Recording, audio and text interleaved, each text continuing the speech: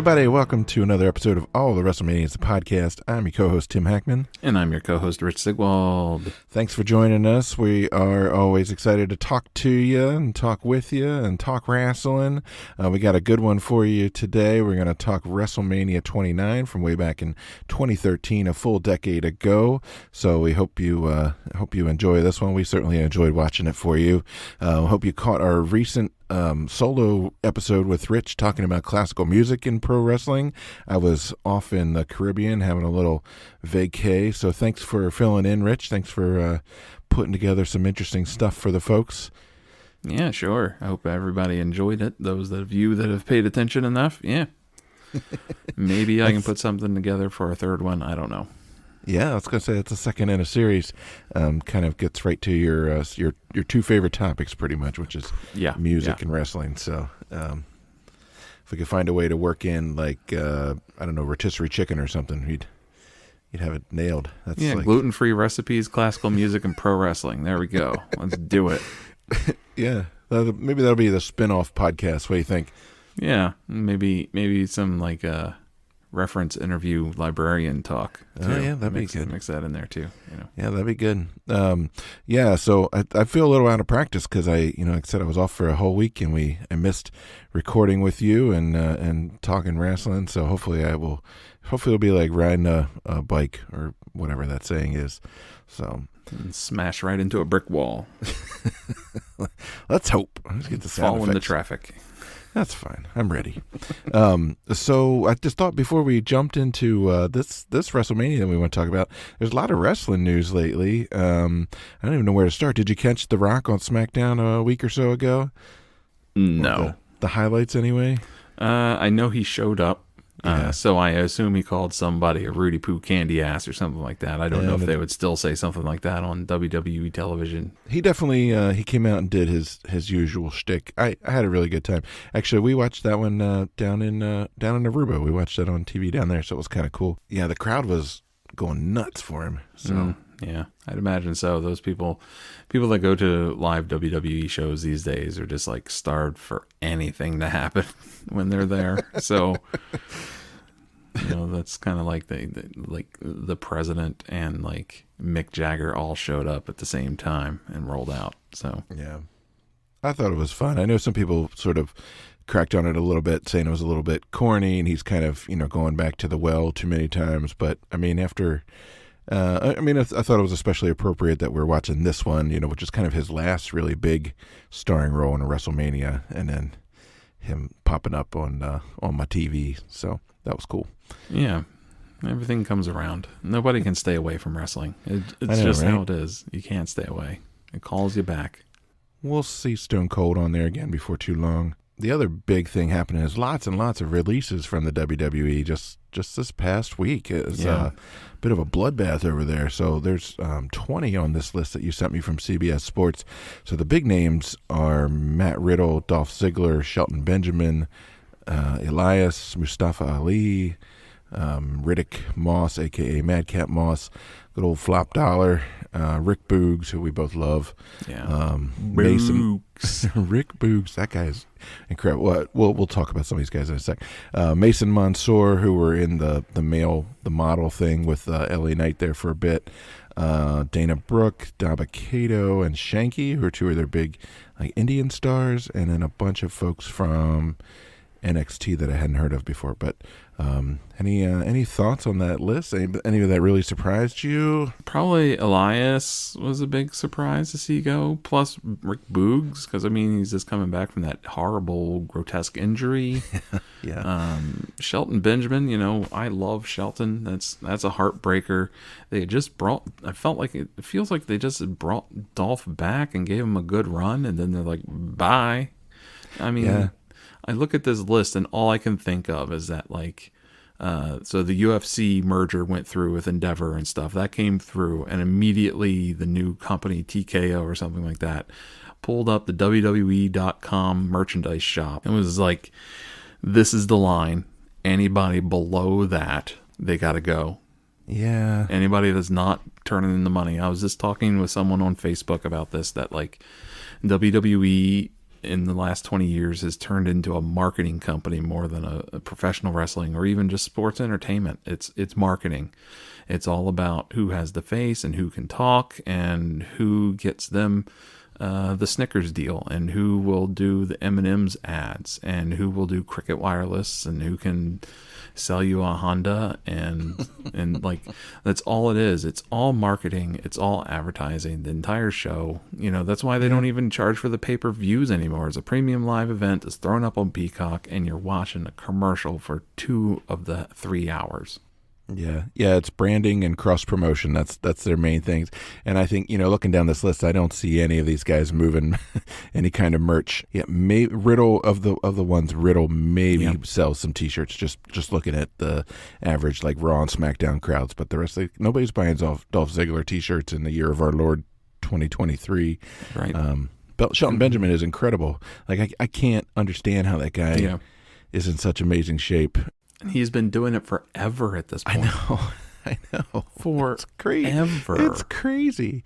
Well, and so we were kind of talking offline a little bit about both Elias and Rick Boogs, I think, are 2 guys who could have legitimate star power if they were used well and used correctly. And neither of them ever got that, but both of them are big dudes. They can move, they can work, they can talk, they got the look. Rick Boogs was goofy as hell, but like, I don't know. I would have tuned in to watch him do just about anything. He could be a heavy metal version of the Honky Tonk Man. With those guitar skills, he can actually play guitar, and just he comes out and wails and smashes an electric guitar over somebody's head. I'm in. I'm sold. That's all I need. I'm a simple man with simple pleasures.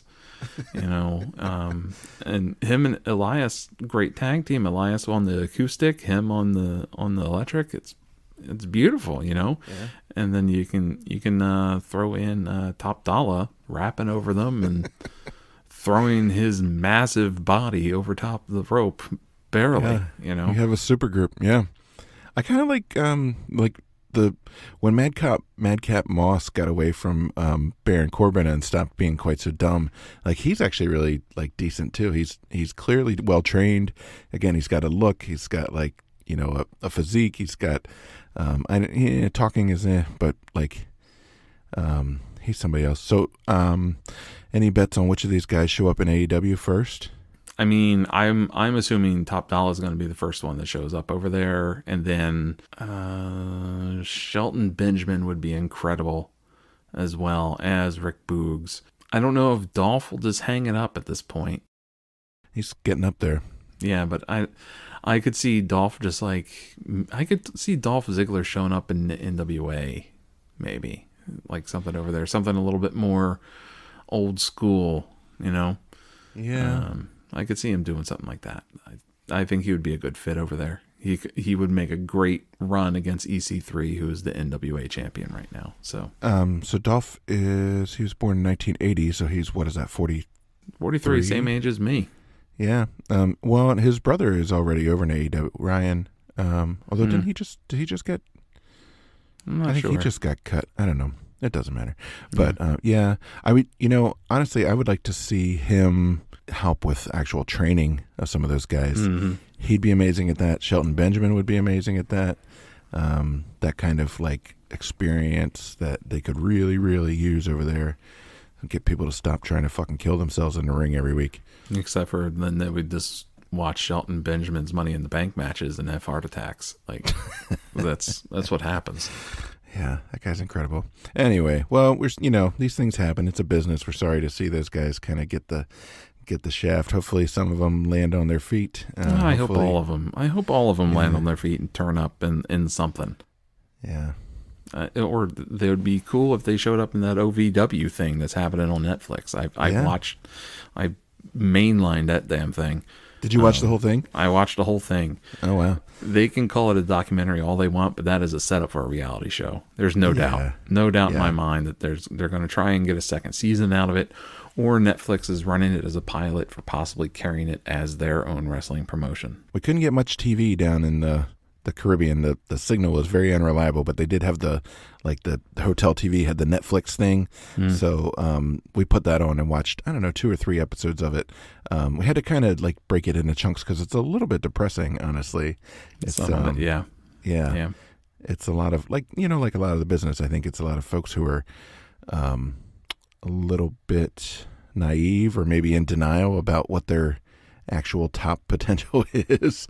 Yeah. But Al Snow is like a legitimately good human being. It is very clear that he is doing the good job, the good work there. He's trying to make sure people know what they're doing, that they do it safely, that they are learning as they go. It seems like he like listens to people. I don't know. That guy is legit. I don't know what his deal is.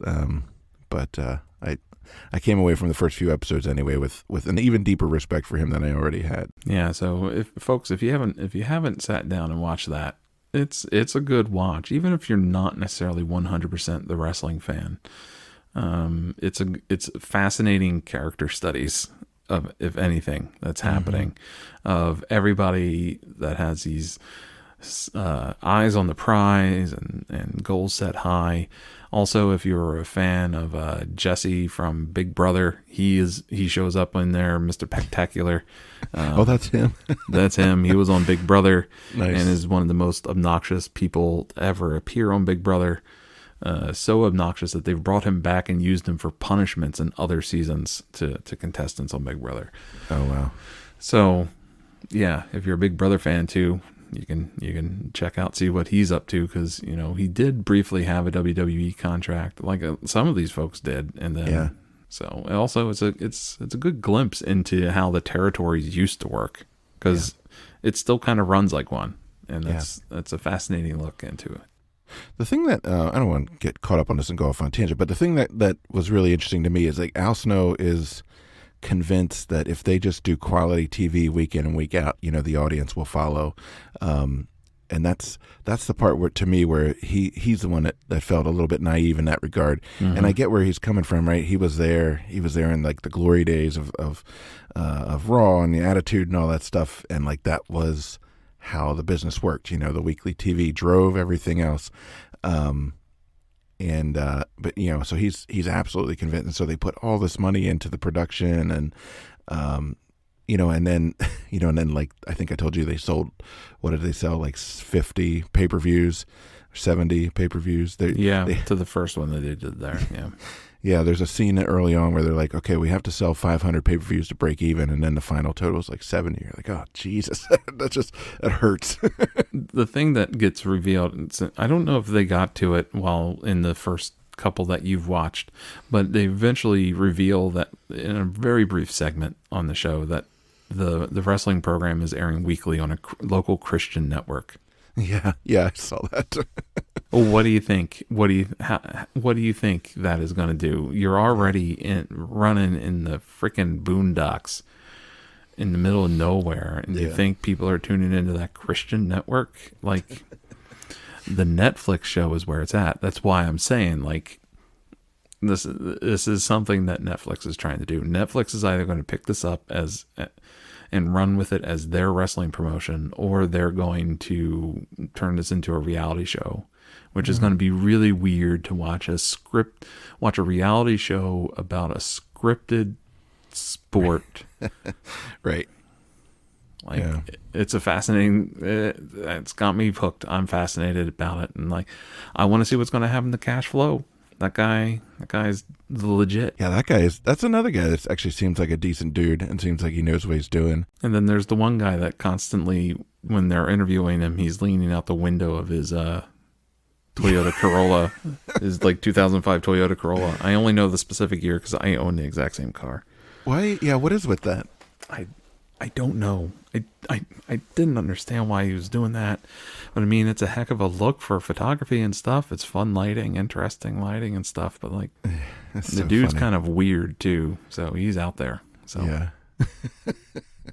Well, so speaking of live wrestling, you got to go to a indie show not too long ago. I did. So I went to the American Legion Post 109 and beautiful Arbutus, Maryland, the Dewey Loman post, and the Pay Your Dues Wrestling was putting on a show there in honor of a guy that had died here a couple months ago. 21 years old, died in a motorcycle accident. Very sad, very tragic story. And his family was there, and it was like a fundraiser to help them and stuff like that. And it was a good event, good time, good reason to be there. And one of the big things that actually drew me there. So initially, what got my dad showed me the flyer because he's now a member of the Sons of the American Legion. And I was like, okay, well, that's interesting. And then I was like, wait a minute, that's Dirty Money on this poster. Nice. I recognize him from VCW. I like that guy a lot. He's cool. Yeah. And so I looked them up and then realized that Dirty Money is their champion. He's their top dog. Oh, that's crazy. So that's exciting. So I'm like, well, now I definitely got to go. And then they advertised that Tony Atlas, Mr. USA, was going to be there. Hell, I was like, yeah. Well, now I definitely got to be there. So I got my picture with Tony Atlas and an autograph added to my binder of autographs. And he was super cool, super chill. He cut a massive promo at intermission, which was started off like, talking a little smack and then talking about like people need to learn what they're doing. And then suddenly he was talking about praising the police and the veterans and that we need to be nicer to each other and we need to find God. And oh, wow. Yeah, like 5 minutes, but like he cut it all as a promo. It wasn't just like he just like dropped character and started talking normal. Like he stayed in that, let me tell you something. Let me tell you what this country needs. Let me tell you what every single one of you need, because you are gonna learn. Like he is That's cutting weird. A promo on us. This is awesome. And it's like, what did I do? Right. I gave you $40. Why are you yelling at me? Like, I didn't do nothing. So yeah, the show had some weird booking, some weird issues. They didn't have a real bell. They were using a sound effect, which was late frequently. And at one point, even for Dirty Money's match, they didn't hit it. And so like the guys just kept circling in the ring and Dirty Money kept like signaling to his ear towards the DJ, like, come on, we can't fight without the bell. You gotta.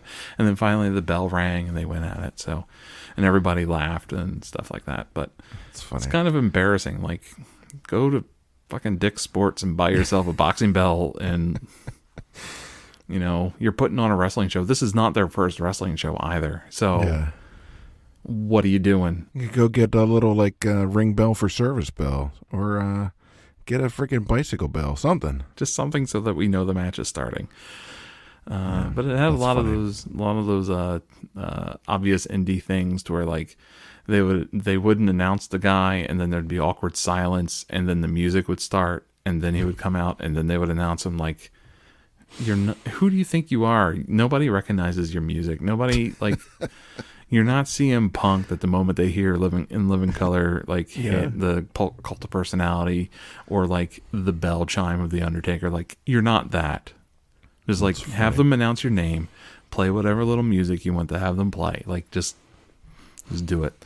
Their ring announcer though was on point. He was great, excellent, great job working the crowd and stuff like that. He could have a future. But yeah, it was a good time, good 2.5 hours of wrestling. There was a guy with a really cool ass LED, like kind of like dead mouse helmet that he wore to the ring. He said it was from the future. His name was Techno. He did a lot of lucha libre style. He weighed about 150 pounds. I got my picture taken with him. I was 1.5 feet taller than him and That's triple funny. his weight. So, I've had morning bowel movements bigger than that guy. So, but he was excellent in the ring.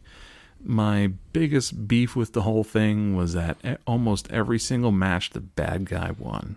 Really? So this is supposed to be like a feel good, like fundraiser thing, and like every match ended with like boo, no, boo that guy sucks, boo, like Okay. and then there was a guy in front of me that I think he had autism or some other neurodivergent thing going on for him. That was just like getting in the face of every single wrestler, like to the point of like unnerving them. Like he could talk better than them. It was insane. It was freaking insane. He was a better show sometimes than what was happening in the like actual show.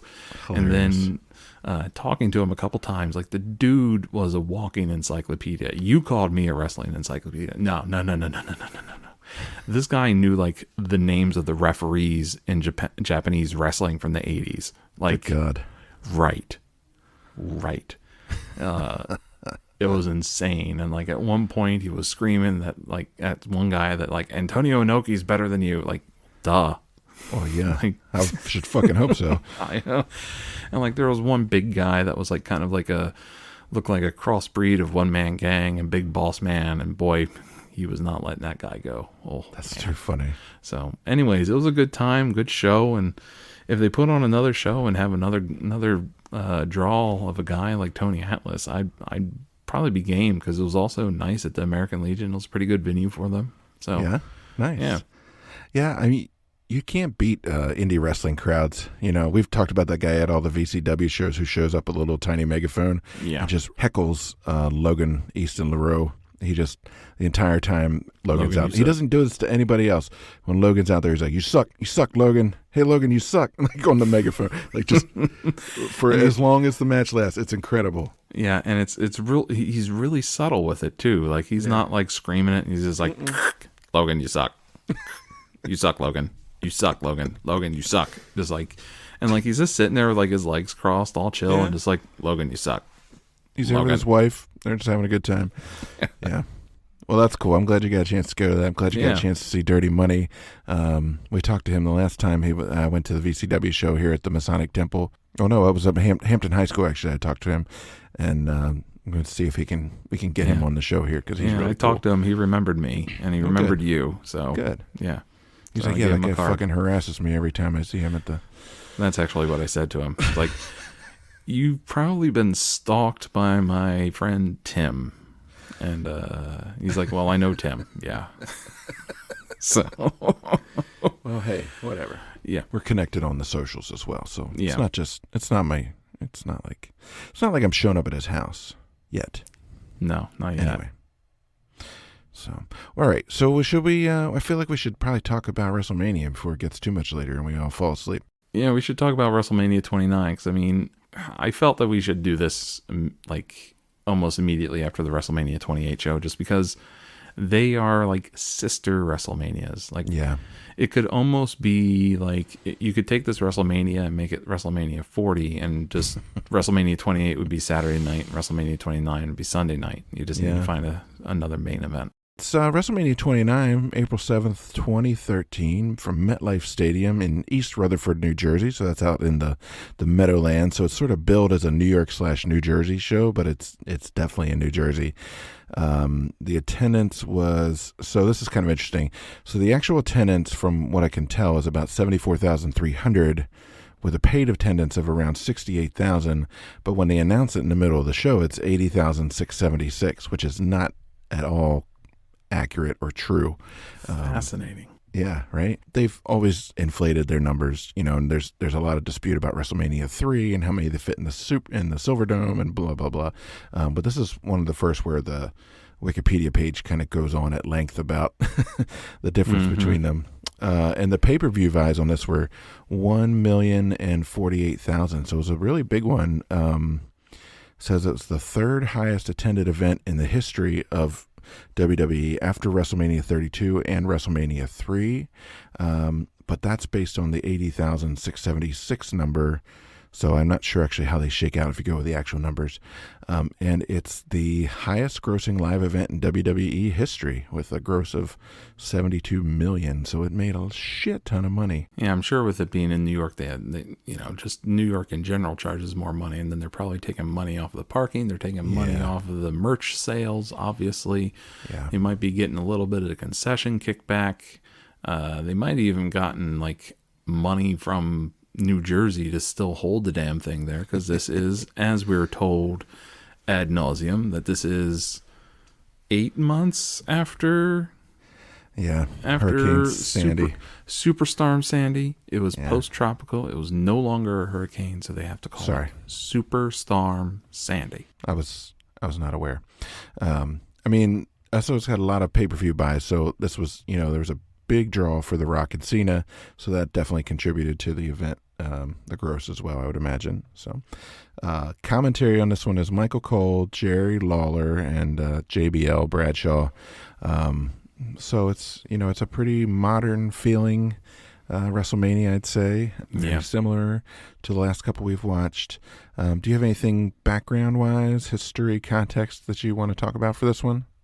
Well, the only thing that I would talk about really is that we had, in the previous episode, we talked about how there's kind of a power vacuum happening at the top of the card for WWE, and some of the names that we mentioned, but like one name that we did mention was Brock Lesnar.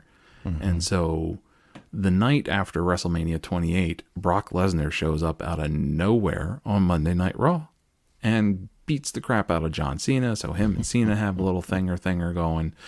They go round and round and round, and then you have eventually Brock Lesnar gets mixed up with Triple H, and we can we'll get to that when we talk about that. But other than that, and that kind of like pulled Cena away from being engaged with The Rock. And so The Rock shows up at, I think it was the Royal Rumble, where Rock beats CM Punk to take the title from him. And then, of course, Cena wins the Royal Rumble that night. Obviously. So, gee, I wonder what the WrestleMania main event's going to be. Yeah, that's basically it. The only other thing was that, based around this event, this was the most northern outdoor event WWE had done with this kind of thing. And if you've never been to New York in early April, it's cold. It is not warm. So it is about 55 degrees when the event starts, drizzling, and the temperature is dropping. And so if you watch carefully during this event, a couple of the camera angles, you can see heaters over top of the ring. And there's vents in the ring posts. I don't know if you noticed that during the event. There's like vents, like a series of holes drilled into the ring posts. I've read that there was also heaters under the ring as well, and possibly those were venting out. And so it would also make sense because the ring posts also play almost no role in any of the matches, which they'd probably get burned if they touched them.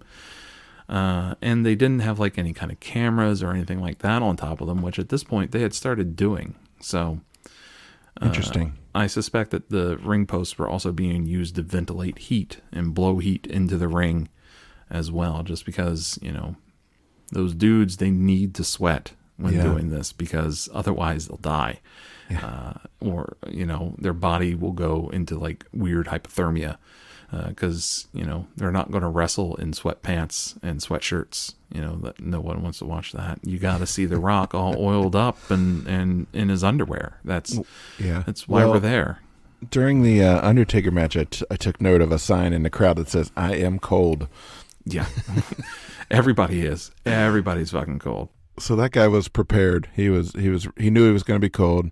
He brought the sign and he broke it out. Yeah, so to the end. Yeah, so there was controversy about WWE when they announced that this WrestleMania would be in New York. People were like, "Are you sure? Are you sure you want to do that? Like, come on, Vince, you're from this area. You know what April's like. Yeah. What are you doing?" So there was questions, but they still pulled off a heck of a good show. It's almost like they wanted to test themselves, it feels like. So yeah, maybe. Well, maybe maybe the crowd started at like 80,676 and like 6,000 people died of hypothermia, and then it's possible. You get the final count. It's possible. They had some beers and then mixed it with hot chocolate and fucking messed up their bodies, and they all rolled out. Passed out. So there's a pre-show of this one that we don't see, and that Miz defeated the Intercontinental Champion Wade Barrett to take that title. And then we start the actual show. There's a very overwrought opening about Superstorm Sandy. Christie's fat voice is talking about that on the voiceover, and then it ends with a "This is WrestleMania," and then we still have to sit through the WrestleMania announcer overwrought thing about the showcase of the Immortals and the champions and the "This is WrestleMania" bit. No, they changed it.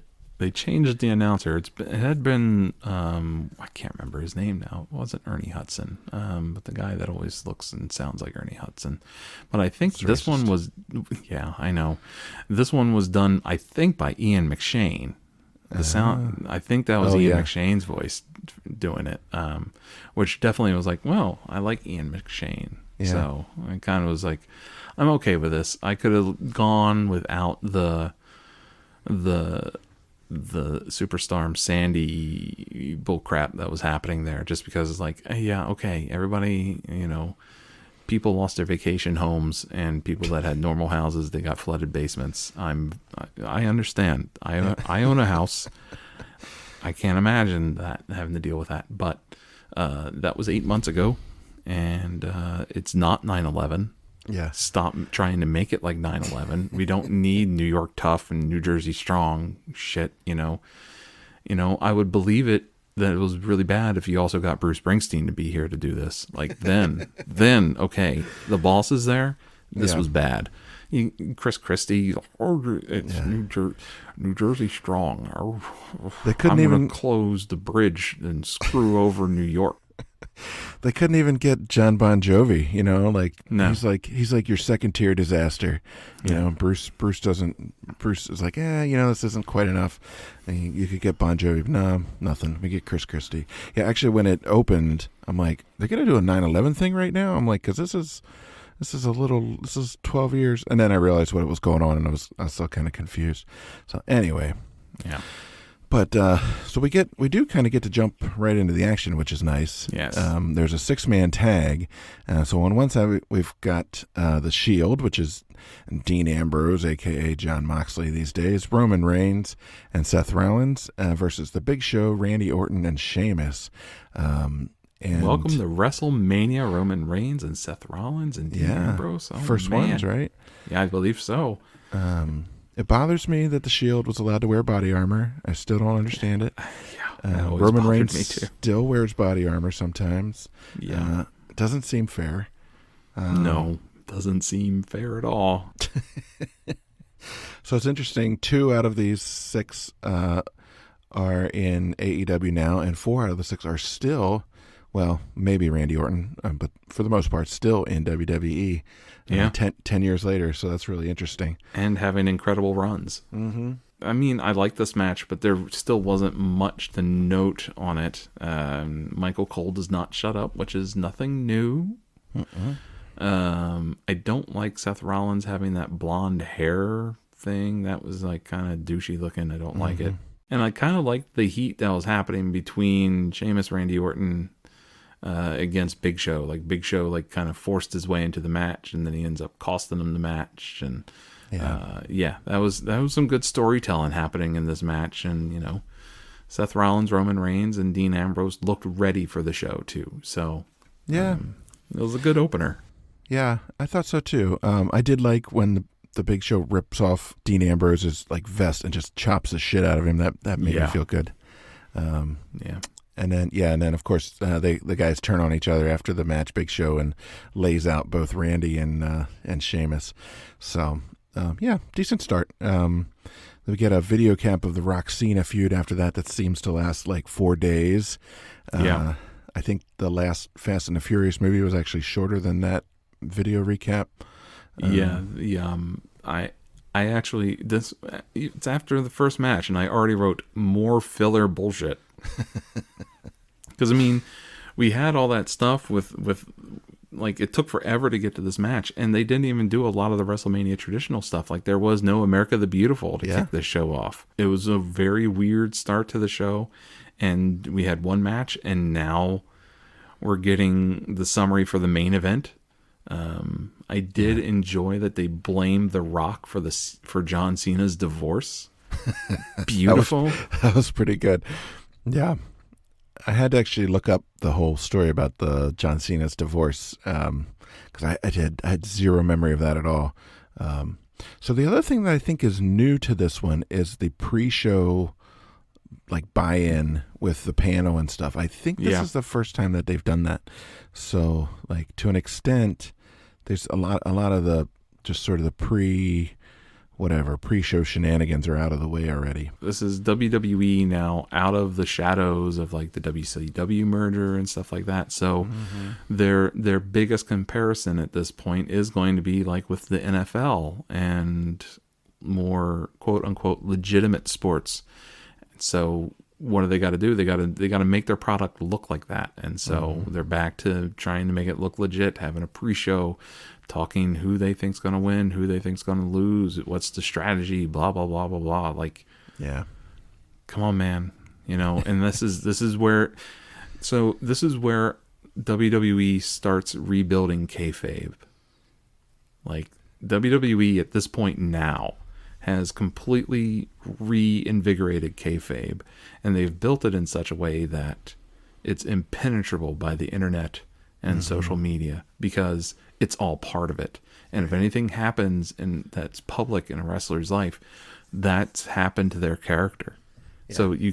So case in point, John Cena's divorce gets dragged in to the storyline that like he lost to The Rock and he couldn't bring himself back together. He couldn't let it go to the point to where, what's her name? Nikki Bella? Was it Nikki Bella that he was married to? No, it was his high school. It was his high school girlfriend. Her name was Elizabeth, I believe, Liz. And there were allegations of cheating, and they split up in 2012, so the year before this. And then in 2018, this is my extracurricular reading. In 2018, he was engaged to Nikki Bella, and they had a wedding date set and everything. And then he broke it off. And then he got married again a couple years after that, and he's still married to that woman apparently. So, well, you know, they're just setting up. Everything that's real is getting pulled in. We see that later in this show too, with William Moody, aka Paul Bearer. His death is the main drive of his storyline with CM Punk. So like they're setting this up to where they've completely reestablished kayfabe, but in such a way that it's drawing in real events and real things, and it doesn't matter now what gets broken on the internet and the rumor mill and stuff like that, because it's all in there. And so just like how we were talking about those releases earlier, some of them might not have been real. Some of them might be real, but then they'll show right back up, like Bronson Reed or some of the other ones that they did. They released them, and then like a week later, they're back under contract in WWE. This is the start of that crap happening. It's interesting. It's sort of like going around the bend, right? It's like we've all gone through the Attitude Era, and like there's been sort of full-throated recognition that this is not a sport, and this is all entertainment, and this is all a big show, right? And then, like you said, 10 years later, they're like, well, you know, it's kind of like a sport, and we don't know what's going to happen, and you can, well, now 10 years after that, you're like, you can gamble on it too. That's how legit of a sport it is. You can gamble on it. Right? I'm so angry that sports betting involves professional wrestling. You have to be a fucking clown to bet on professional wrestling. You have to have a serious gambling problem. And if you have that problem, like, call somebody. If you're looking at those DraftKings and sports, whatever, Princes or whatever the fuck those sites are called, and you're like, I should bet on the results of the Royal Rumble, just please call one of those phone numbers. Like, give your wife the credit card. Like, just don't make any more financial decisions this lifetime. I already have $1,000 on Cody Rhodes beating Roman Reigns at WrestleMania 40. We'll talk after this. We'll get you straightened out. Well, anyway, there's another match here. Mark Henry versus Ryback, a.k.a. two sides of beef smashing into each other at full speed. Yeah, two meaty men slapping meat. That's... Mark Henry, of course, now over in AEW as a sometime commentator. He does about 12 seconds worth of commentary on Rampage every week. And now the main event. Yeah. Good job, Mark Henry. And Ryback, of course, has completely lost his damn mind and spouts all kinds of crazy shit on the internet. Yeah. But at the time, he was kind of a big deal. I always liked Mark Henry. He never quite got the big WrestleMania push that he really deserved in his day. I mean, here he is. This is like 15 years after his WWE debut. Yeah. At least. He's past his sell-by date here. Yeah, yeah. The only notes I took on this was big slows. They're boring. Ryback's gear looks like Reptile from Mortal Kombat.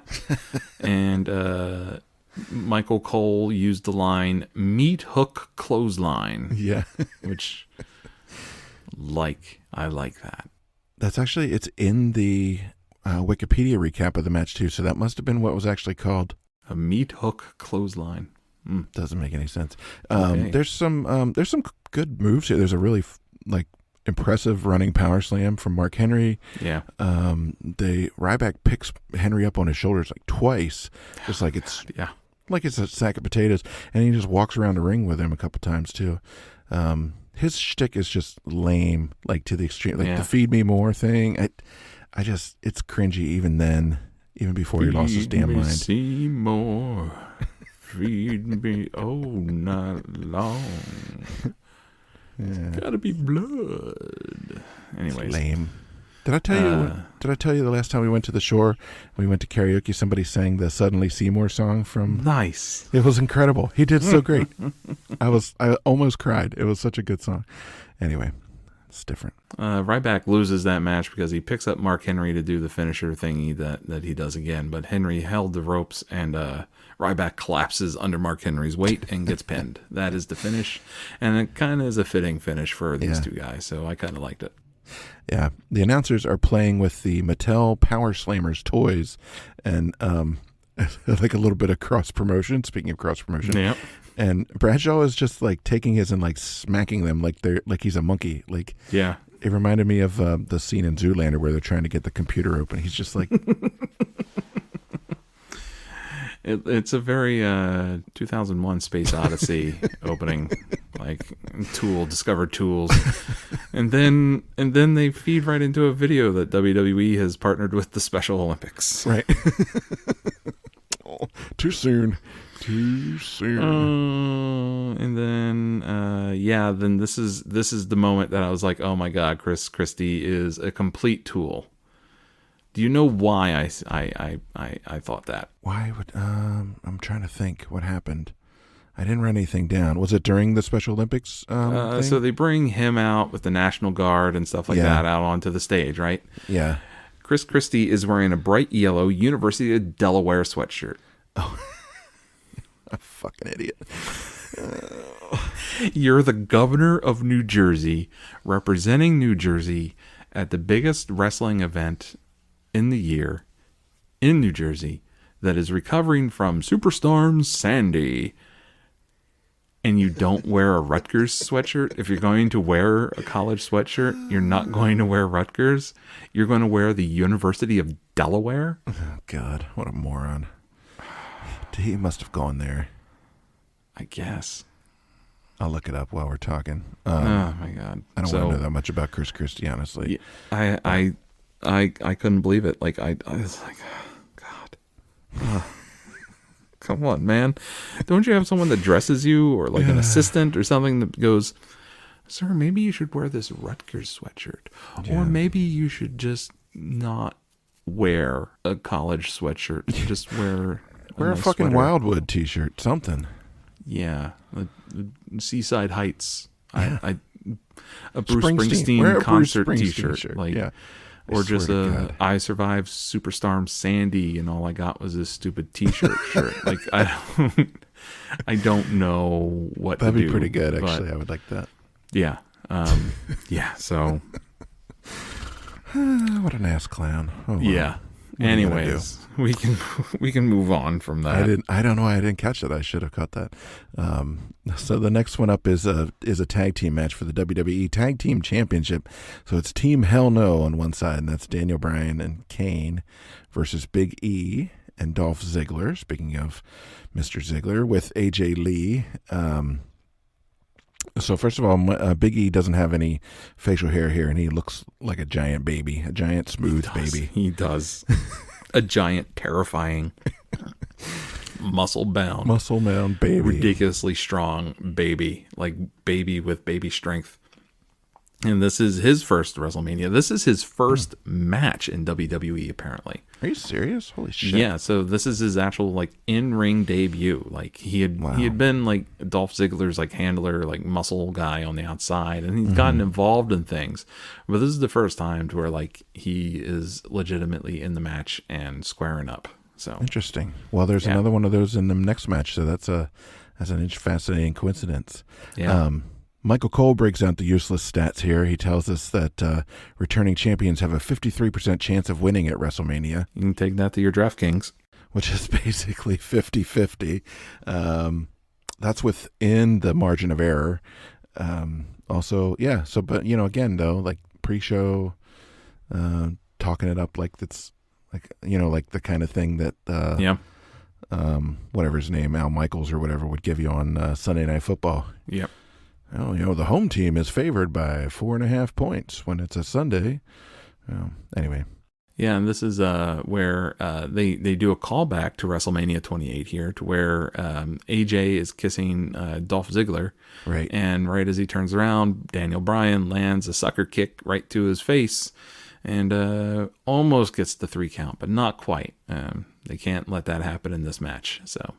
Yeah, because AJ was Daniel Bryan's supposed girlfriend before that? Yeah, is that right? Yeah. So now she's attached to Dolph. I mean, Dolph's much better looking, I gotta say. He doesn't quite look as homeless, so that's good. That's a good thing. Yeah, this is peak homeless Daniel Bryan too, by the way. Like this is just shaggy, haven't shaved in forever. He's almost at David Letterman levels. Bryan gets the win with a flying headbutt. I didn't write anything else down. I didn't care. The only other thing that I wrote down is that Kane was selling his ass off to Big E and really making Big E look great in his first WWE match on the air. So good job, Kane.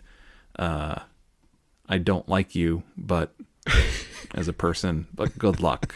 Thank you for making Big E look great and giving Big E the chance to get his neck broken on SmackDown doing a useless spot. Thank you. Congratulations. The next one is, another guy who has not wrestled, and this is his first match. He's been talking a lot at Chris Jericho, and that is Fandango. And so we get a long recap of their feud. I did enjoy that Jericho kept like messing up his name on purpose. Yes. And there's like a bunch of like a supercut of all of the times that he messed up his name, which cracked me up a little bit. Yeah. Fandango comes down with a bunch of salsa dancers in a very Razor Ramon wannabe act that just doesn't work. Just not working. I mean, Scott Hall wasn't Latino either, and neither is Fandango. Big surprise. Fandango's not Latino, but he actually even claims to actually have Cherokee heritage, just like everybody does. It's so weird to see Jericho already trying to put over young talent at this point when it's like 10 years prior to what he's doing now. So maybe Jericho should have taken the cue, Yeah. Well, it's interesting. So this is, 13 years after his WWE debut, right? He debuted in Y2J. And he was in WCW, 2 or 3 years before that? Longer? At least. So, this is kind of like, it seems like he's been around forever at this point, but it's kind of like mid-career because he's still got 10 goddamn years to go. Yeah. He looks all right. His chest muscles and stuff are all where they're supposed to be, not sliding south. He gets busted open pretty early on. I didn't see how it happened, though. I assume it was like on a post or something. Yeah, I don't think it was intentional. So yeah, didn't look intentional to me. Most likely Fandango being sloppy because, he sucked. He's terrible. Get the fuck out of the ring. He never wrestled before. There's a sign that says, if Fandango actually wrestles, we riot. Yeah. There's some good signs at this one. Yeah. So There's some fun ones. Yeah. Well, so Fandango again, fucking things up. He goes with that big leg drop off the top rope, and the first time he does it, he actually sort of drops his leg across Jericho's face. I don't know if you caught that. He's didn't look great. No, so it's not even. It doesn't even look like these guys have been working like house shows together or anything like that. Like they have not worked together at all yet. So. Yeah, there's a lot of miscues. Jericho completely whiffs on the lion salt to end the thing. Yeah. And then his knee, quote unquote, gives out while he's going for the walls of Jericho. And Fandango kind of reaches up and does like a tricky roll up thing for the win, which was a little bit clever, but also again kind of a mess. Fandango. Anyway, goodbye, on. Fandango. Goodbye, Fandango. We hardly knew you. There's the recap of the pre-show and of Miz defeating Barrett for the Intercontinental belt we missed, and then here comes one of the title belts. This is actually I enjoyed this one. Well, we got to talk about something else here. What did I miss? Because what we're coming up now is there's this weird video package title that's showing like the title history in the stadium, but they're not actually showing it on the screen that we can see very well. And they're playing "Going the Distance" from Rocky. During it, and then Diddy comes out and starts rapping over "I'm Coming Out" by Diana Ross. I thought that was later. Did you miss the Diddy concert? And then like they don't like have any lights happening though, so like you can't really see Diddy very well. It's like the worst lit concert ever. And then he does "I'm Coming Home" with Skylar Grey. And then they remind us that Diddy is the WWE's global ambassador for anti-bullying. Oh. Okay. I don't know why they would pick Diddy, but more cross-promotion, more tying together, hiring Diddy for an anti-bullying thing would be a huge tax write-off, I'd imagine. So, okay. That is a thing that happened on this program. Yeah, I mean, I like the songs that Diddy did. They were great. It was nice. Did too. It kind of comes out of nowhere. Yeah. Well, he's a very New York, New Jersey guy, right? Like, is he? Okay. Sure. All I remember is that one show of that one reality show of his where he made the the contestants like walk to Brooklyn to get these donuts that he liked. Oh yeah, I remember that. So anyway, I just wrote time for Puffy to rap, but I'm not sure why. So anyway, all right. So now we get to the I don't know. So this is a fascinating thing. Like this is a PhD dissertation waiting to be written. So on the one side you've got the you've got Alberto Del Rio with Ricardo Rodriguez. On the other side you've got Jack Swagger, the All-American with Zeb Coulter. This is a World Heavyweight Championship match. So if you don't remember this, and this is one I didn't pay a whole lot of attention to wrestling during this time, but this is one of those things that I just happened to catch, and I'm like, this was a blink and you miss it moment in pro wrestling too. Yeah, but it was so like politically tuned in of course, an over the top wrestling carny kind of way.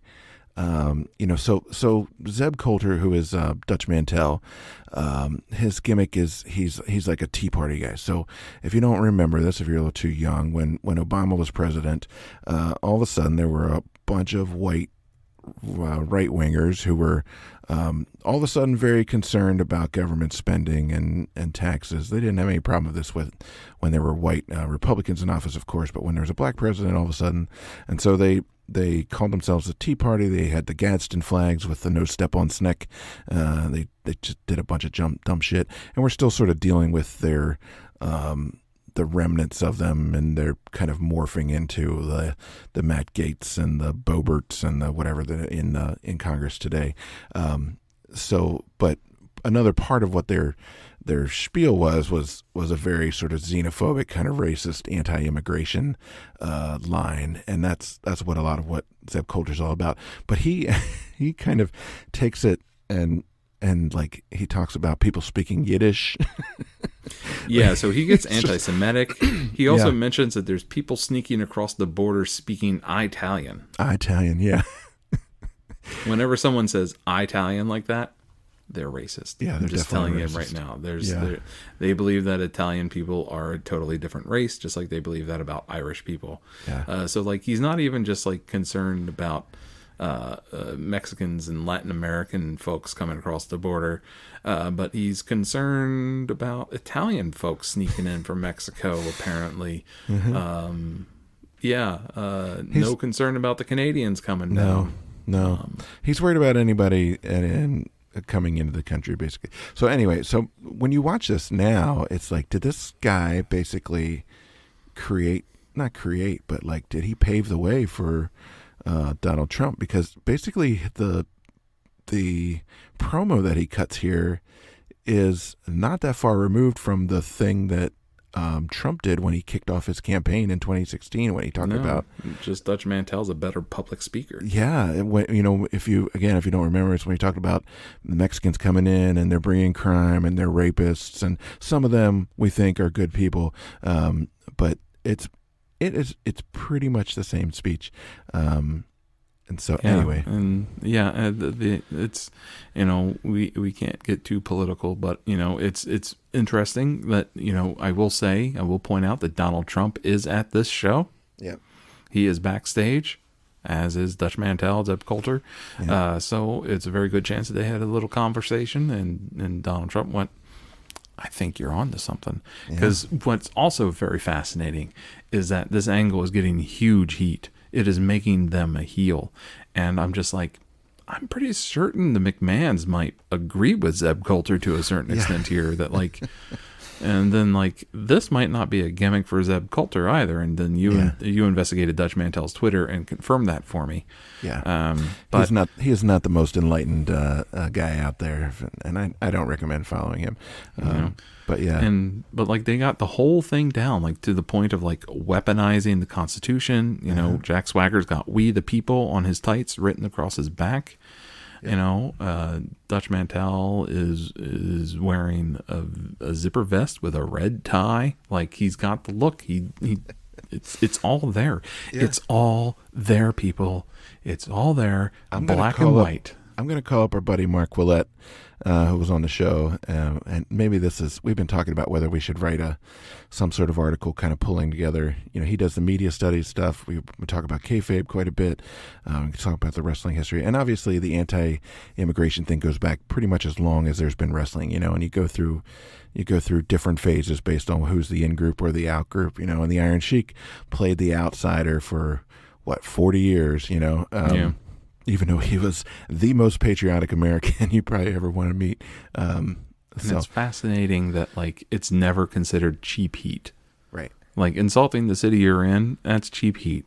But like going after someone because they're Mexican or from China or from like the Middle East or German, it's legit or heat, Irish, right? That is legit heat. That is serious. That's an entire career. That is 25 years of in the ring singing gibberish bullshit national anthem that's not even real, but you tell the crowd that is, and you're fucking asshole, man. Yeah, that guy sucks. Boo. Like, it's so like revealing of our psyche. So what's even better about this, and this is the part that redeems this whole angle for me, is that the face here is a Mexican wrestler. He's a guy who competed in the Mexican Olympic team in the Greco-Roman style. Yep. And it's Alberto Del Rio. He is sort of unapologetically Latino. He's the nephew of Mil Mascaras. Yeah. He is representing the American dream, and he's the face through and through. It's not, I'm sure there were some people in the crowd who are like, yeah, this Mexican, whatever, but like he is over superhero. And over. He's a superhero, and it's fantastic. Yeah. So, anyway, so a couple things that I noted on this match. You probably have some others, but the commentators, this is definitely a throwback. The commentators are talking about both guys' amateur wrestling backgrounds. So, Hager obviously had an NCAA wrestling career. Del Rio was on the Mexican Olympic team for Greco-Roman. So they're really going with that like the shooter kind of thing, which is kind of it's just you don't hear that too much. No, not at this point. And Del Rio is like they point out that he's a medalist from the Pan American Games. Mm-hmm. And yeah, this is the other thing that's really fascinating about this is JBL on commentary. The only thing he can keep harping on is that Zeb has the First Amendment. He can say this stuff. The First Amendment protects him from, and it's because JBL probably agrees with him in real life, and but he can't come out and say that. And like when you're an announcer and stuff like this, you got to be real careful. Lawler just immediately is face. He's just a face announcer, and he's been sitting on the edge through most of the show. But this match, face right away. They know this is a hot button topic. They know that the whole angle of this is very sensitive and very dangerous, especially when Zeb starts digging into the anti-Semitism stuff as well. Because like you just, it gets dicey. It gets dicey real quick. Yeah, and like. The only real zinger that comes out of commentary in this is that Jerry Lawler says, "I hear in Vietnam that Zeb was shot at by both sides." That's pretty good. because part of Zeb's gimmick is that he's a Vietnam vet. Yeah. That feels this way. So like that's a whole other layer on top of this. That he's a veteran, but he's a veteran from a despised war, and like already a war that was a hot button topic, and now here he is with xenophobic, nationalist, populist angle thought, and. Well, what's interesting is like by 2013, the verdict was in on Vietnam, right? It's not like it's 1976 or 7 and it's still sort of fresh. And they're like, well, maybe like people were over Vietnam. That was a mistake. We shouldn't have been there. Sorry for the guys who were there, but like, and so anyway, that's this whole thing. It's got layers upon layers. It's a bloomin' onion at the Outback Steakhouse. Or whatever the American equivalent it would be, because, we don't want no foreigners. No. So Del Rio is really good at selling. Swagger is boring as fuck, even 10 years ago. Mm-hmm. If he and Randy Orton wrestled, the entire arena would fall into a coma at one time. You wouldn't even know that there's a wrestling match happening.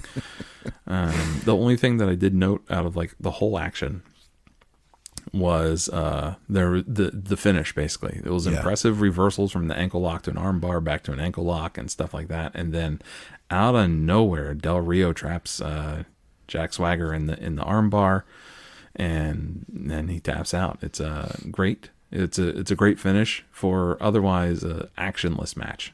There's more heat from the build up than from the actual but like, and again, this is for a title. They've made the world heavyweight title so like secondary. It's staggering. I did spot one amazing sign that says Punjab hates Cena. So the hate continues on John Cena. Yeah, even on the Indian subcontinent. Yep. Michael Strahan's in the crowd. He loves it. He's having a good time. Hey, it's your model, right? Yeah. Is Gap Tooth model there for you? Yeah. And then we get the usual sort of, isn't the military great? There's a partnership with the National Guard. I guess that's okay because they helped out with the hurricane or blah, blah, blah. So then, so more weirdness is the Undertaker versus CM Punk with Paul Heyman in CM Punk's corner. You get a great video package of the Undertaker and Paul Bearer's relationship, which was fantastic. Undertaker tells the stories about how Paul Bearer was like the only real manager. He booked his flights, he booked his hotels, he booked his rental cars, he drove the Undertaker around. He made it possible for the Undertaker to get in and out of the buildings and gimmick. Like, he was a real legit manager. Jimmy Hart wasn't doing that shit for people. Bobby Heenan wasn't doing that for people. But William Moody, Percy Pringle, Paul Bearer was. Yeah. And you can tell that this is definitely troubling for Undertaker to be dealing with the loss of Paul Bearer in real life. But Also, Paul Bearer was the kind of guy that would absolutely want his death in a storyline. 100%. Absolutely, you use it. Yep. Yes, of course I'm dead. You got to use that. So and I'll just point out, he had died almost a month prior to this, so it's still fresh. Undertaker made his return to Raw, I believe it was, in March, and then it was like the very next night that Paul Bearer died, and so and then they just jumped. I mean, so this is, they've had a month between his death, that return to Raw, and then this build up with CM Punk. So I mean, I know that it's a work, and they're all friends and whatever, but they had to hurt a little bit, right? Just to kind of be dealing with your own grief from a guy that you worked with for so long, and then have to also go out and sell it as an angle. So, and this is CM Punk's last WrestleMania. And so this is very intense. Everything here is very intense, and then they ratchet up an extra level by getting Living Color to come and play Cult of Personality live for CM Punk, which was beautiful. Great performance. That was fucking great. Awesome.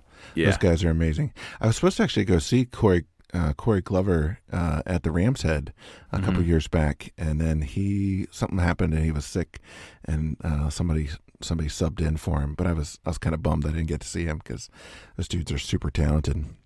I noted that the Undertaker, back in his full supernatural thing, feuding with a guy who's decidedly not supernatural, feels like a weird crossover, like a Batman and Shazam.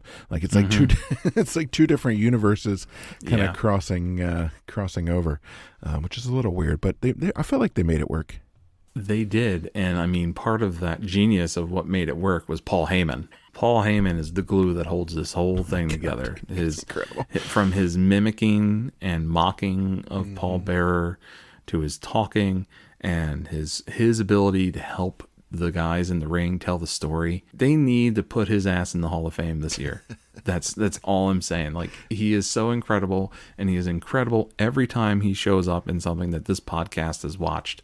Yeah. There has not been a single time where we're like, man, Paul Heyman's is in the way. Paul Heyman's, he's boring. Paul Heyman's not bringing anything to the table. We've never said that. He is incredible and is doing the Lord's work in this match. He never misses it. He never misses a cue. He never misjudge it. It's always straight, straight down the middle. It's just, he's fucking incredible. And he will do whatever it takes to sell the moment. There was that recent viral clip of him threatening to fight a fan at SmackDown, and I think it was Jey Uso holding him back. It's an amazing moment. It makes so much sense. It's so good. He's willing to throw himself into the crowd to fight someone over saying that Roman Reigns sucks. Incredible. Awesome. He's willing to stutter and kiss up and kowtow and my tribal chief. So good. Week in, week out. So before we get to the actual match, I'll just the only other so Paul Heyman definitely makes this work. CM Punk's commitment makes this work. The setting, the context, the loss of Paul Bearer. The Undertaker is really fucking old and should probably not be in the ring at this point. So the problem I always have with the Undertaker, especially after the first 10 years or so, is that you get this huge dramatic entrance with the music and the fog and the black lights and whatever and the druids, and he comes down in the giant robe, and then he gets in the middle of the ring, and then the lights come up, and then there's this just old kind of ridiculous looking guy with a terrible haircut and too much eye makeup, and it's just gone. Whatever kind of mystique he had in the entrance is just blown away immediately. You're oh yeah. I always felt that when he went back to the dead man kind of thing, he needed to go back to doing the pallor, the pale makeup. Get himself looking like he's kind of dead again. But that being said, him and Punk, this is in my opinion, Undertaker's best WrestleMania match. I mean, they freaking go for it. They tell an amazing story. They, Punk, and then the storytelling starts the moment Punk gets down to the ring, and then the Undertaker's bell hits, and how frequently you would have the wrestlers give this fear look on their faces. Punk looks excited. He is jazzed up, and Heyman is whispering in his ear, telling him not to get messed up by the pageantry and the psych out that the Undertaker does with his entrance, And the Undertaker's entrance is incredible. It's one of his bests. He's got there's dancers with reaching up from underneath the stage, trying to claw at him and hold him back, and like he's walking out above these people's souls that are trapped in hell. It's an incredible visual. And then, but when Punk sees that, the camera goes back to him, and Punk looks a little scared. It's amazing storytelling, right away. Just they're not even fighting yet, and you're already oh man. And the crowd is eating it up. The crowd is going nuts.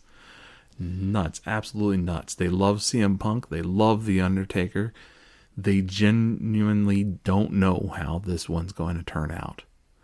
Because also you're thinking, well, 20-0, he's already got his 20 in a row. He's, he doesn't need to win another one. Yeah, maybe this is where we break it, right? This is it. Yeah. I also thought, Punk's whole thing throughout this is that he's a punk, right? He's just a piece of shit kid, and he's has zero respect.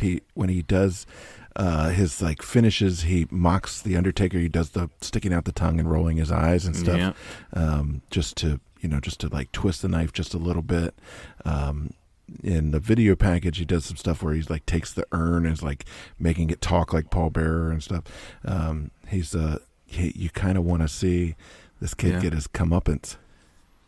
Yeah, and then and to talk about the greatness of Paul Heyman again, Punk reverses old school and then grabs Undertaker's arm and walks across the top rope, doing the old school move himself.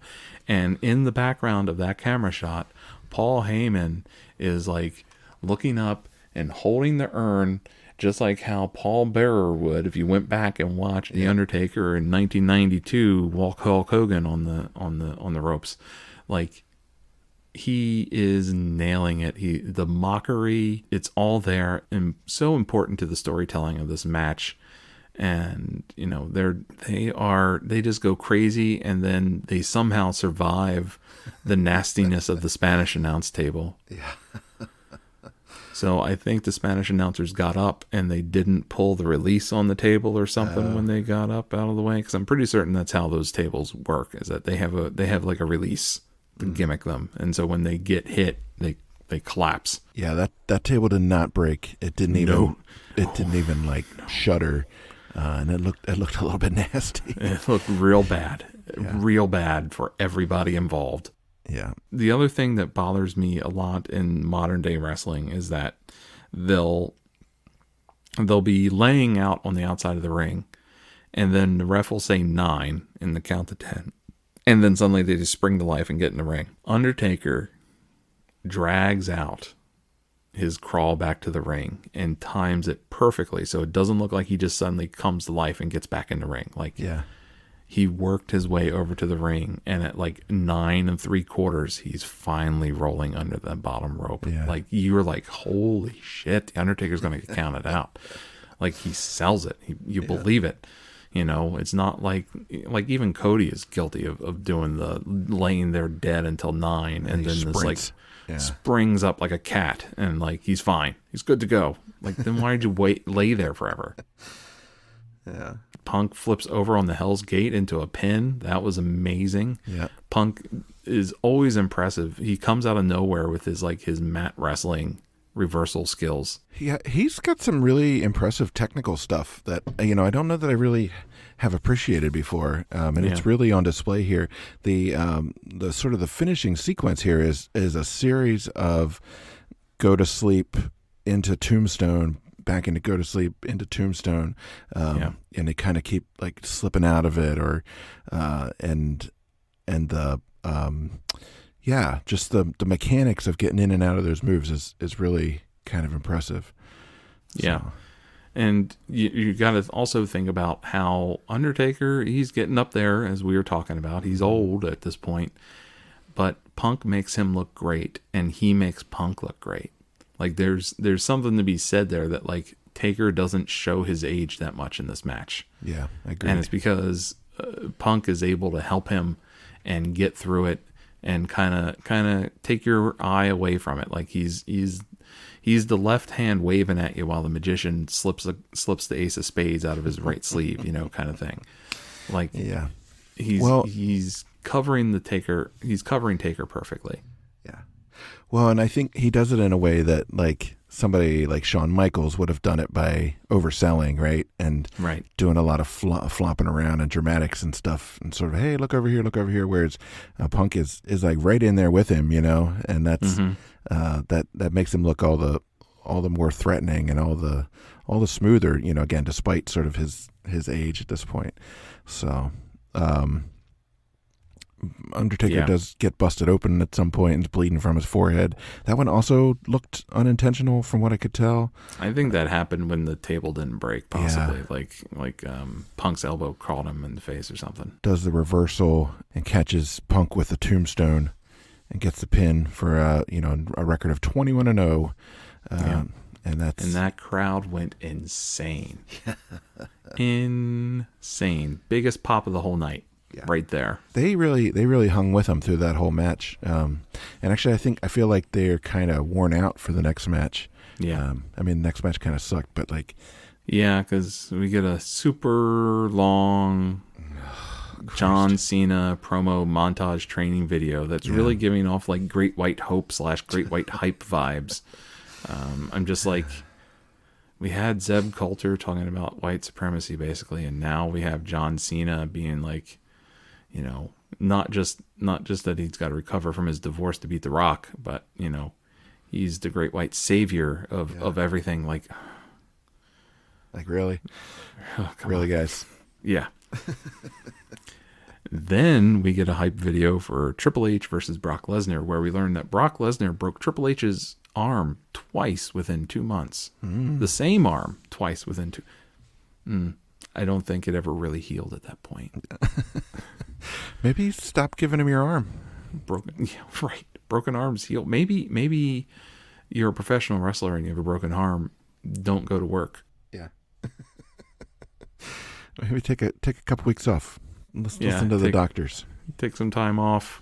Don't be in the same state as Brock Lesnar. Yeah. Like, do something. Protect yourself. Yeah. So we find out that Shawn will be in Triple H's corner for this one. He comes out dancing his broken down, cross-eyed ass to Sexy Boy song. It's kind of pathetic. The dancing looked real bad. He looked real slow and like not able really to do it. Why couldn't? And then also he's just like a manager, kind of like moral support. He doesn't need his own entrance. No, he does not.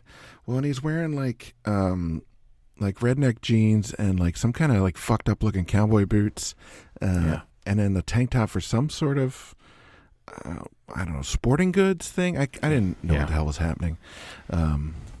But that's okay. Brock Lesnar is wearing Jimmy John's hat and Jimmy John's shorts, and I'm amazed he doesn't have Jimmy John's tattooed on his back. Yeah. Well, so that was his big sponsor when he was in MMA, and he just wore the same exact shorts and hat, which I was kind of surprised that WWE, let him do that. I mean, I know they're into the cross promotion and stuff, but seriously. Well, they were in bed together at that point already. I mean, the merger with UFC was just waiting. It was just a matter of time. All I could think of was Ricky Bobby with the Fig Newton sticker. Yeah. This sticker is dangerous and inconvenient, but I sure do love Fig Newtons. Yeah. And then let's see. Triple H's entrance is just he's got his little playhouse back, his little Aryan like playhouse medieval looking thing. He thinks he's in He-Man. Yeah. And he's got sprayed with something, and like he's part of his body is glowing in the dark on the way to the ring. I'm like, is that shaving cream on him? Like, what the hell just happened? So and I like, think you see him wiping it off. Yeah.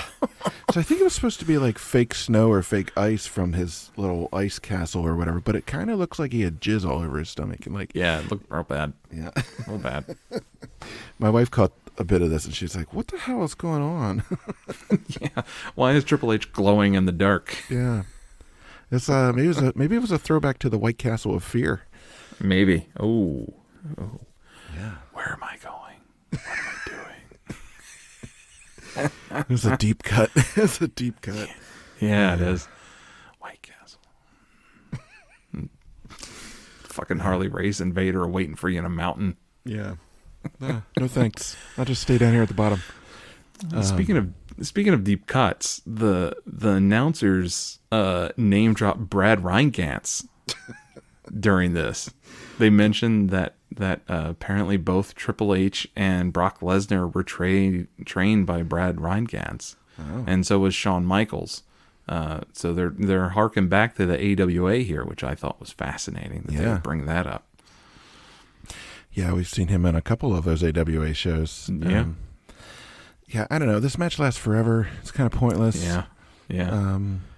The Spanish announce table did break this time.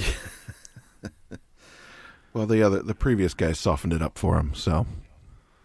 Yeah, I did. Brock looked stiff and awkward and not really selling at the opening of this match, but then he eventually gets it together. Yeah. But like, there's definitely some stiff working happening in this, because like Lesnar has a shiner forming under his right eye. Triple H has the same thing. Lesnar starts bleeding from his mouth. Yeah. They are getting in a mess, and then eventually the crowd turns on Triple H. Yeah. And they start chanting, "Break his arm, break his arm." Like, yeah, that's a New York crowd, man. Yeah. Hey, New York, it's a hell of a town. Yeah. No. Michaels tries to get involved and gets an F5 for his trouble, which I think broke his nose. I was hoping it was straighten out his eye, but it didn't help. He is bloody AF. Yeah. The next time we see him. Heyman tries to get involved and catches a super kick from Michaels. That was actually a pretty good spot. I enjoyed that one. Yeah, that was great. That was possibly the best spot of the match, besides like Lesnar rolling around and selling and like moaning like crazy. That was good too. So yeah, the end goes on a little too long. So the steps get dragged into the middle of the ring, and Triple H has an armbar on Brock. He keeps cranking it down. And they go through this like 3 times. And each time, like, Brock will pick him up and slam Triple H down on the ring steps and try to get him to break the hold. Well, the 3rd time, his head's down too far and he knocks himself silly. And the announcers trip all over themselves trying to say that, what actually happened is that Triple H turned it into a DDT. Yeah. Because he's the cerebral assassin. You get it. And then they show the replay and go, yeah, that's what happened. Yeah, for sure. And then he gets the... Triple H gets the sledgehammer and does that half-assed thing out, which I know is your favorite. And then a pedigree on the steps for the win. It was bad. It was not a great match. Yeah. I mean, Lesnar was impressive as hell. He just picks up those steel steps like they weigh nothing. Like they're just like toys. Like that's actually what Jerry Lawler says. He picks them up like a toy. Yeah. No, he's massive. Like, and I don't know. I feel like we harp on this all the time, but the sledgehammer thing is so fucking dumb. Yeah. And like, first of all, you couldn't use a sledgehammer on another human being without murdering them. Second of all, if you were going to do that, the way that you would do that would not be to pick it up, put your hand over the head of the sledgehammer, and ram it, and then Brock Lesnar puts his hand up, so it's the head of the hammer, Triple H's hand, Brock's hand, and then Brock's head. Anyway, it's dumb. It's dumb, and it's phony, and I hate it, and it makes me mad. Yeah. I agree. We don't need to dig into it more because it is fucking bullshit. You're trying to tell me to move on. Sorry. Mm-hmm. Okay, sorry. Well, it's Hall of Fame time. It's Hall of Fame time. And this is a good class. Well, with one Kinda. exception. Yeah, with one exception. I would say 2. Okay. But yeah. So Mick Foley is out first. Everyone loves Mick Foley. Yeah. He should get inducted 3 times. He should. Trish Stratus. I don't know why, but okay. Yeah. She looks good. She reveals that she's going to have a baby. I don't care. Bob Backlund is a fucking maniac. And I'm like, he wasn't already in? The dude was champion for like 5 years. Yeah, no, the that's dude incredible. sets up Hulkamania, and he wasn't already in the Hall of Fame. I don't know. What? I don't know if he wrecked Vince's car or something. I don't know. Maybe they were waiting on somebody to die to put him in. I don't know. I think the Iron Sheik got in before him, right? I think so. Maybe they needed like Arnold Skyland to die or something before they do it. Booker T, who we love. Yeah, good choice. And then for the celebrity wing, it was Donald Trump. Which is why he was also there. Yeah. Him and Zeb in the back. I will say, when he's introduced in the stadium, there's lots of booing.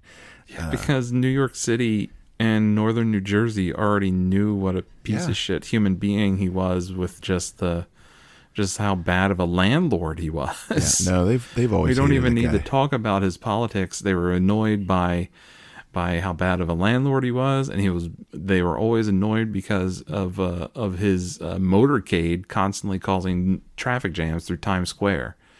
Because he's an ass and he needs a police escort everywhere he goes. New York has been on to him for a couple of decades. It just took the rest of us a little too long. Just like they were on to Rudy Giuliani. Yeah, they already knew about him too. So yeah, he had a little grace period there after 9/11. They're like, oh yeah, he's not so bad, and then they're like, yeah, no, fuck that guy.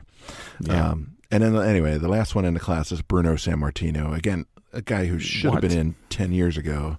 Their longest reigning champion ever was not in the Hall of Fame. Yeah. Maybe they were waiting for a New York one to do it. They had already had a New York one. Like at this point in time, WrestleMania had returned to like New York like every 5 years. Yeah. So I don't know. What are you doing? What are you doing? He should have been in ages ago. This is just a little side note. This is the WrestleMania with the smallest in memoriam group that I think we've had so far. Wow.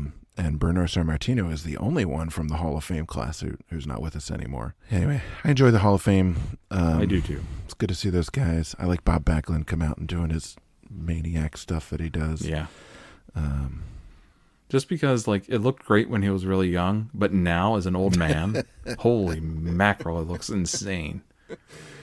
With his back arch, that weird, unnatural looking back arch, and like the posture, and then like the way he holds his arms out, and like he's a weird dude. Yeah, that's not how a person's supposed to look. Just well, he still looks, he looks like Howdy Doody, the ginger and the freaking suspenders and whatever. Yeah. Anyway, all right, so we're up to the main event. It's John Cena versus The Rock. Again, they wrestled last year at WrestleMania, and The Rock took the belt then, right? No. Am I remembering that correctly? That was a non-title match. It was a non-title match, but The Rock won that one though, right? Yes. Yeah, I thought so.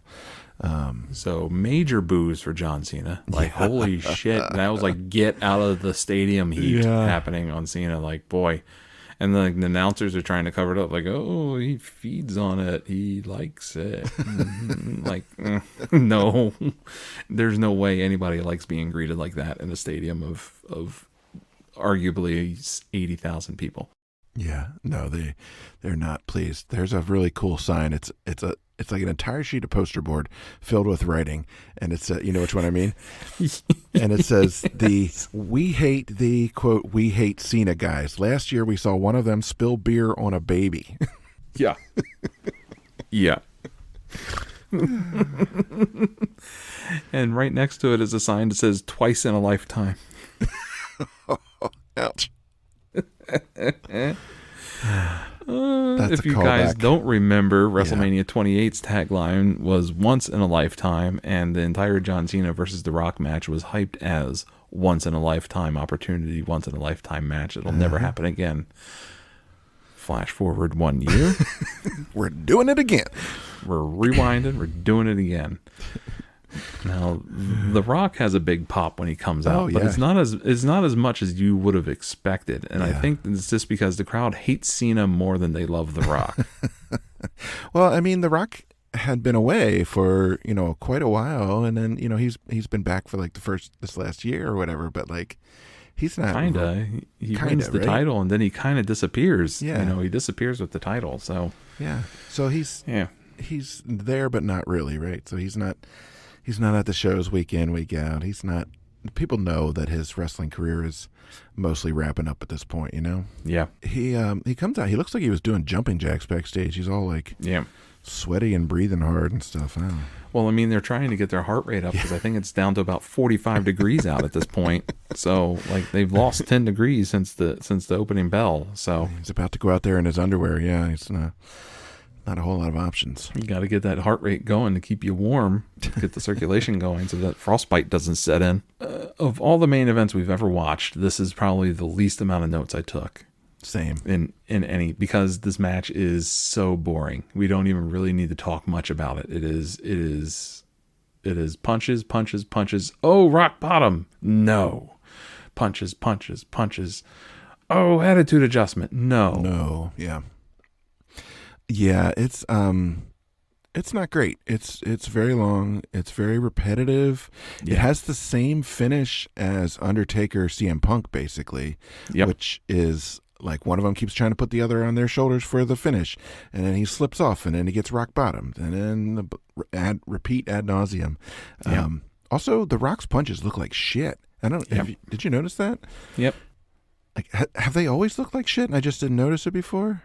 No, because he used to have the big punch, and then the spit in the hand, and then the big come around punch, which was it was always good. And now his punches look like crap this entire match. Cena kind of looks like crap. This is a John Cena match. No one has advantage ever during the whole thing. It's a stagnant exchange of finishers, stagnant exchange of finishers, reverse pin. That's And it's just, I actually wrote, I'm glad it's over, because I was exhausted. I was tired of watching it. Nothing happens in this match. I wrote down exactly 2 different spots. The Rock had a beautiful spine buster at one point, which was one of the 3 moves that he did in the entire match. And Cena catches The Rock in a crossbody, which was impressive because The Rock is a big mofo and John Cena is a strong mofo. Yeah. So that was impressive. But that is the extent of the action.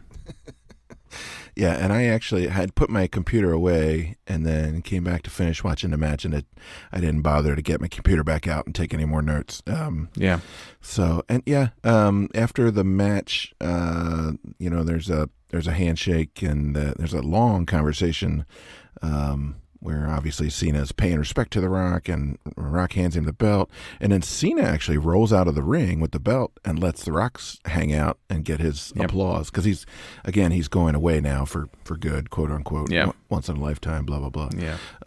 The handshake and hug got booed. Yeah.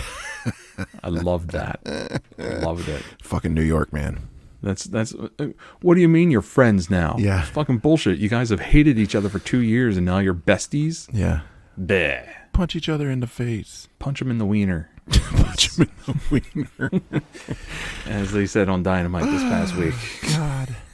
So, all right. So let's wrap this bad boy up. What's your favorite match from WrestleMania 29 from 2013? Taker Punk. Okay. Yeah. Don't even have to think about it. Taker Punk. And I almost never pick a Undertaker match, but I think I have to agree. The rest were not. I mean, it's not that they were all any terrible. There was nothing stinking on this card except for John Cena versus The Rock. That match sucked.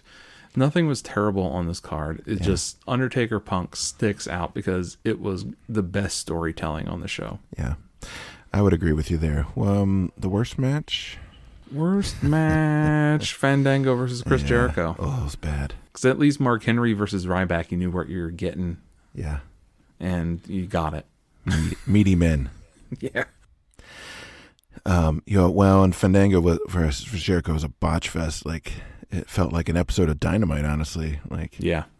I saw somebody called AEW accidents every week on the internet, which I appreciate it. Yeah. Yeah. Oh shit moment. When the Spanish announce table did not break. I literally said, "Oh shit," and grabbed my ribs. I thought for sure like CM Punk's hip was gonna like come out of the other side of his body, with the way he hit that table. I said, "Oh shit," when Living Color came out. Actually, yeah, that's a good moment too. Those guys are great. Shout out to them for keeping it real for 20, 30 years, however long it's been. And overall letter grade for this one. Well, as I was telling you before, if this WrestleMania had been 3 hours long, so they trimmed down the bloat, they trimmed up the stuff, the cross promotions and all that good stuff, this would be easily in the top 5 of all time WrestleManias, I think. The Undertaker Punk match is great. You got the hype, at least, of Cena versus The Rock. You have a good Hall of Fame class. You have a decent match between Jack Swagger and Alberto Del Rio. You have a bunch of new faces and like just excitement, things that hold your attention through the whole darn show. But the bloat is just so suffocating on this one. You forget sometimes that you're actually watching wrestling. Because it takes so long to get to the next match. It's epic, yeah. And I'm just like, I feel bad for the people in the stadium. It's like 40 some degrees and shivering and wet, and you got to watch. WWE is partnering with the Special Olympics. I don't give a shit. I'm cold. We love the National Guard. Yeah, fuck off. Yeah, great. Thank you. Whatever. Thank you for your service. Now fight. We love the Mattel Power Slammers. Yeah, great. Thank you. I'll buy them for Christmas. So let me see. I'm going to be generous with a 3.5 out of 5. Okay. Yeah, I agree. I think, if we were going to, obviously trim down the non-wrestling bloat, I would cut Fandango and Jericho. I would probably cut Triple H and Brock Lesnar, or at least cut it to like a 12-minute like slobber knocker, make it not a no holds barred match, like make it an actual match, make them stay in the ring, make them do actual wrestling moves. I think that would have made a nice tight show. I think it would have been not terrible. I paused this thing. I was looking through the card. I'm like, oh, okay, there's only 2 matches to go. I was in the middle of Undertaker versus Punk. I'm like, I'm going to pause this and go, pee or whatever. And I look, it's like there's an hour and 40 minutes left. I'm like, Jesus, like what is happening? I thought I fell into like a time warp or something. Like, how's it? Anyway, 3.5. Yeah, we got to mark this one down too for not having a women's match. Even though the women's matches are notoriously bad, there is no women on the WrestleMania that they induct Trish Stratus into the Hall of Fame. Yeah, well, and the IC belt too. Again, that's par for the course at this point. But that actually looked like a halfway decent match. Yeah, I'd probably put it somewhere and say maybe 3.25. 3.75. I don't know, somewhere in there. I'd say maybe if we were doing letter grades, I'd give it a B. So somewhere in the 3. Man, you're always playing with this. WrestleMania 28, you decided to do a ranking out of 4, like some psychopath, and now you're like, if I had to give it a letter grade, just man up, number out of 5, If I had to give it a binary code score. No, I feel like 3.5 is actually fair. It's it's on the positive side of good, right? But it's not great. So yeah. Yeah, there's no see me note written at the top of this paper. Yeah. So. Yeah. Call your parent. All right, so let's wrap this bad boy up. We'll just take a second here, as we always do, to pay tribute to the men, men and women, but just time men, that we saw on this WrestleMania who are no longer with us, or in memoriam section for WrestleMania 29 from 2013. Very short list includes Howard Finkel, Dusty Rhodes, who was on the pre-show panel that's not on the recording, Paul Bearer, who we sort of only see in video recaps, and of course Bruno Sammartino from the Hall of Fame segment. All right, that's our show for today. Thanks again so much for listening, everybody. We really appreciate it. You can find us at allthewrestlemanias.com. Look for us on Facebook and Instagram. We've got a Threads account on Instagram now. You can follow our stories on there. We're still on X for the foreseeable future. We're at WrestleMania Pod. You can always drop us emails at allthewrestlemanias@gmail.com. We love to hear from you. If you'd like to support the show, you can go to ko-fi.com/allthewrestlemanias. Drop us the cost of a cup of coffee, and it sort of helps us out with production and equipment and being able to do fun stuff and get guests on the show and bring you the latest and greatest. So for now, I'm your co-host Tim, and I'm Rich, and we'll see you next time, everybody.